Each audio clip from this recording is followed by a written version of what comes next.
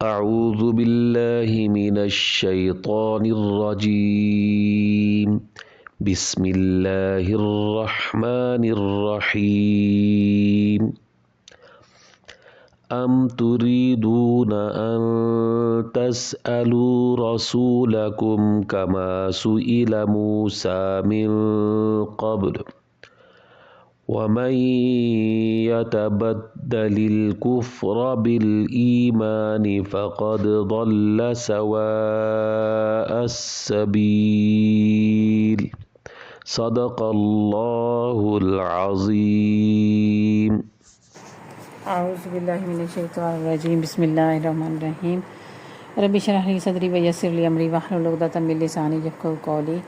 اللہ تبارک و تعالیٰ کے کرم اور فضل سے، اس کی دی ہوئی توفیق سے ہم نے سورۃ بقرہ کی آیت مبارکہ ابھی جو تلاوت سماعت فرمائی اسی کا ترجمہ جانیں گے اور تفسیر. ام تریدونا، ام کیا تم، تریدونا چاہتے ہو، ان تسالو کہ سوال کرو، رسولکم رسول اپنے رسول سے، کما جیسے سوئلہ سوال کیے گئے موسیٰ من قبل اس سے پہلے، و اور میں جو یتبدل اختیار کر لے کفر بالایمانی ایمان کے بدلے، فقد پس ضل وہ بھٹک گیا، سواء السبیل سیدھے راستے سے. کہ تم کیا یہ چاہتے ہو کہ اپنے رسول سے ویسے ہی سوال کرو جو موسیٰ سے پہلے ہوا تھا، اور جو ایمان کے بدلے کفر لے وہ ٹھیک راستے سے بھٹک گیا.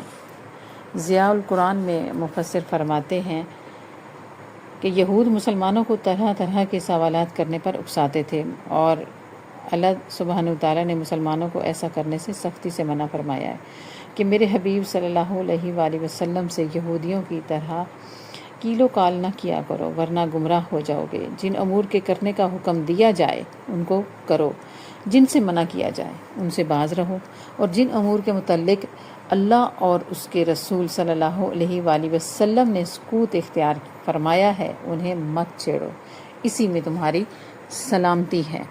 تبیان القرآن میں اور تفسیر ابن کثیر میں دونوں مفسرین نے بھی اسی کے بارے میں جو فرمایا ہے کہ حضور صلی اللہ تعالی علیہ وآلہ وسلم سے ایک شخص نے اپنے بیوی کے سوال کے بارے میں سوال کیا جو کہ نبی کریم صلی اللہ تعالی علیہ وآلہ وسلم کو بہت برا معلوم ہوا، اور جو اس نے سوال کیا تھا وہ پھر واقعہ اسی کے ساتھ پیش آیا. اور مسلم اور صحیح بخاری میں یہ حدیث مبارکہ ہے کہ نبی پاک صلی اللہ تعالیٰ علیہ وآلہ وسلم سے فضول بکواس سے اور مال کو ضائع کرنے سے اور زیادہ پوچھ گچھ کرنے سے منع فرمایا کرتے تھے. صحیح مسلم میں ہے کہ میں جب تک کچھ نہ کہوں تم بھی نہ پوچھو. تم سے پہلے لوگوں کو اسی بد خصلت نے ہلاک کر دیا کہ وہ بکثرت سوال کیا کرتے تھے اور اپنے نبیوں سے اختلاف کرتے تھے. جب میں تمہیں کوئی حکم دوں تو اپنی طاقت کے مطابق بجا لاؤ، اور اگر منع کروں تو رک جایا کرو. یہ آپ صلی اللہ علیہ وآلہ وسلم نے اس وقت فرمایا جب لوگوں کو خبر دی کہ اللہ سبحانہ وتعالیٰ نے تم پر حج فرض کیا ہے. تو کسی نے کہا کہ یا رسول اللہ صلی اللہ علیہ وسلم ہر سال؟ تو آپ صلی اللہ علیہ وسلم خاموش ہو گئے. اس نے پھر پوچھا، پھر آپ صلی اللہ تعالیٰ علیہ وآلہ وسلم نے کوئی جواب نہ دیا. اس نے تیسری دفعہ پھر پوچھا، یہی سوال کیا. تو آپ صلی اللہ تعالیٰ علیہ وآلہ وسلم نے فرمایا کہ ہر سال نہیں، لیکن اگر میں ہاں کر دیتا تو ہر سال فرض ہو جاتا اور پھر تم کبھی بھی اس حکم کو بجا نہ لاتے. اور پھر آپ صلی اللہ تعالیٰ علیہ وآلہ وسلم نے یہ تلاوت اس آیت مبارکہ کی تلاوت فرمائی. حضرت انس رضی اللہ تعالیٰ عنہ فرماتے ہیں کہ جب آپ صلی اللہ تعالیٰ وسلم سے سوال کرنے سے روک دیا گیا تو ہم حضور صلی اللہ علیہ وآلہ وسلم سے پوچھنے میں ہیبت کھاتے تھے. چاہتے تھے کہ کوئی بدو ناواقف شخص آ جائے اور وہ یہ سوال پوچھ لے تو ہم بھی سن لیں گے، ہمیں بھی اس کا فیض مل جائے گا. اور حضرت براء بن عازب رضی اللہ تعالیٰ عنہ فرماتے ہیں کہ میں کوئی سوال حضور صلی اللہ علیہ وآلہ وسلم سے کرنا چاہتا تھا تو سال بھر گزر جاتا تھا کہ مارے ہیبت کے پوچھنے کی جرت ہی نہیں ہوتی تھی. ہم تو خواہش ہی رکھتے تھے کہ کوئی اعرابی آئے اور حضور صلی اللہ علیہ وآلہ وسلم سے سوال کر بیٹھے، پھر ہم بھی سن لیں۔ ابن عباس رضی اللہ تعالیٰ عنہ فرماتے ہیں کہ اصحاب محمد صلی اللہ تعالیٰ علیہ وآلہ وسلم سے بہتر کوئی جماعت نہیں۔ انہوں نے حضور صلی اللہ علیہ وآلہ وسلم سے صرف 12 مسائل ہی پوچھے، جو سب سوال ما جواب کے قرآن میں مذکور ہیں، جیسے شراب وغیرہ کا سوال ہے، حرمت کا ہے، مہینوں کی بابت، حرمت والے مہینوں کی بابت سوال ہے، یتیموں کے بارے میں ہے۔ تو یہ جو سوالات انہوں نے پوچھے ہیں یہ سارے موجود ہیں۔ اسی طرح سے ان پر جب سوال حضرت موسیٰ علیہ السلام پر ان کی قوم کرتی تھی تو وہ کہتے تھے کہ کوئی آسمانی کتاب اتارو۔ انہوں نے حضرت موسیٰ علیہ السلام سے بھی یہی بڑا سوال کیا تھا کہ اللہ کو ہم اپنی آنکھوں سے دیکھنا چاہتے ہیں۔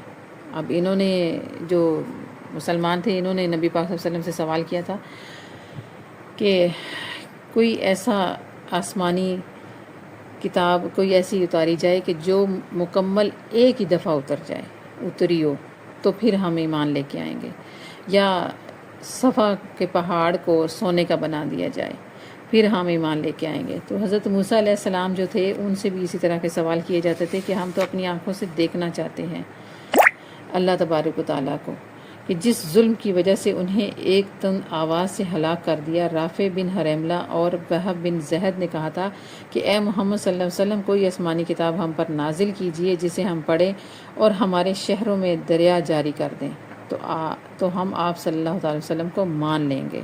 تو اس پر یہ آیت مبارکہ نازل ہوئی تھی۔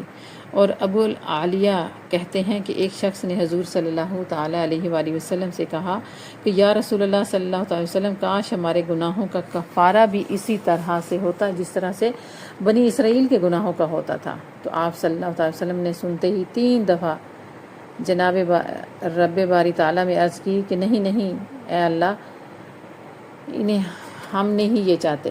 اور پھر فرمایا سنو، بنی اسرائیل میں سے جہاں کوئی گناہ کرتا تھا نا تو اس کے دروازے پہ قدرتاً لکھا ہوا پایا جاتا تھا اور ساتھ ہی اس کا کفارہ بھی لکھا ہوتا تھا۔ تو اب تو تمہیں دنیاوی رسائی کو منظور کر کے کفارہ ادا کر دے، یا اپنے پوشیدہ گناہوں کو ظاہر کرے، یا کفارہ نہ دے اور آخرت کی رسوائی کو منظور کرے۔ لیکن تم سے تو اللہ تبارک و تعالیٰ نے یہ فرمایا ہے، جس کا ترجمہ یہ ہے کہ جس سے کوئی برا کام ہو جائے یا وہ اپنی جان پر ظلم کر بیٹھے تو پھر استغفار کرے تو وہ اللہ سبحانہ و تعالیٰ کو بہت بڑا بخشش اور مہربانی کرنے والا پائے گا۔ اور اسی طرح سے ایک نماز دوسری نماز تک گناہوں کا کفارہ ہو جاتی ہے، پھر جمعہ دوسرے جمعہ تک کفارہ ہو جاتا ہے۔ سنو، جو شخص برائی کا ارادہ کرے لیکن برائی نہ کرے تو برائی لکھی نہیں جاتی، اور اگر کر گزرے تو ایک ہی برائی لکھی جاتی ہے، اور اگر بھلائی کا ارادہ کرے تو وہ جب تک نہ کرے لیکن بھلائی لکھ لی جاتی ہے، اور اگر کر بھی لے تو 10 بھلائیاں لکھی جاتی ہیں۔ تو اب بتاؤ، تم اچھے رہے یا بنی اسرائیل؟ نہیں، تم بنی اسرائیل سے بہت اچھے ہو۔ باوجود اتنے کرم اور رحم کے پھر بھی کوئی ہلاک ہو تو سمجھو کہ یہ خود ہلاک ہونے والا ہی تھا۔ تو قریش نے حضور نبی کریم صلی اللہ تعالی وسلم سے کہا تھا کہ صفا پہاڑ سونے کا ہو جائے تو ہم ایمان لاتے ہیں۔ تو آپ صلی اللہ علیہ وسلم نے فرمایا اچھا، لیکن معاہدہ میں جو آسمانی دسترخوان مانگنے والوں کا جو انجام ہوا ہے وہی پھر تمہارا بھی ہوگا۔ تو اس پر وہ انکاری ہو گئے تھے، یعنی جو بنی اسرائیل نے آسمانی دسترخوان مانگا تھا پھر ان کا کیا انجام ہوا تھا، تو یہ تو ان کو پتہ تھا نا، اور اپنے سوال کو پھر انہوں نے چھوڑ دیا تھا۔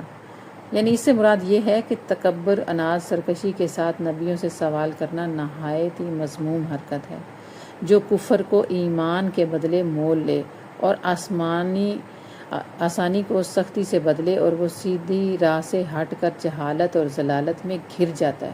اسی طرح غیر ضروری سوال کرنے والا بھی جیسے اور جگہ میں